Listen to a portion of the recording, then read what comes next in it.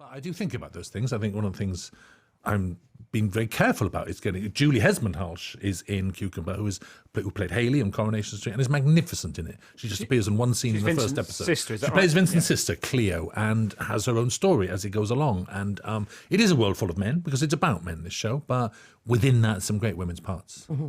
But is Vincent right in general that TV land is negative about women once they hit an age? I think so, very much so. I think it's across the board. I think, to be honest, I worry about BBC Radio a great deal in terms of women. I think that's one of the last bastions that has to fall. Seriously, across all the networks, I think more women. I'm a woman, by the way. Well, it's true, I know, but don't you think you listen to that stuff? And I don't want to go into too much detail, but you do listen to programmes in which the weather girl is still patted on the head and it's called the weather girl. I think it's a long way to go there.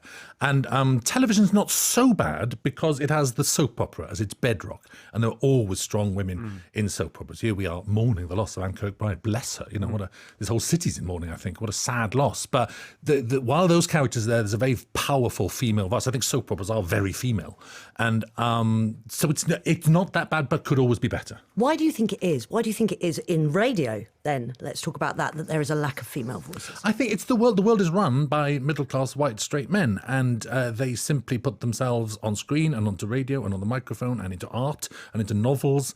And it's shifting. It's shifting very fast, I think, but still needs seismic changes to go because they're the ones in charge. I'm saying I've got an opt-out clause because I'm gay, but it's my only opt-out clause. And actually, I think when you watch Cucumber, how hard we've worked, as Vincent said, ethnically and across the board and age-wise to get different voices on television because it works. But I think, I would say that because of the danger when you're ever talking about a piece of work is that it becomes about the issues. You begin to sound like it's an issue-driven thing, whereas Cucumber is at its heart. As somebody said last night, we had a screening a couple of nights ago here in Manchester.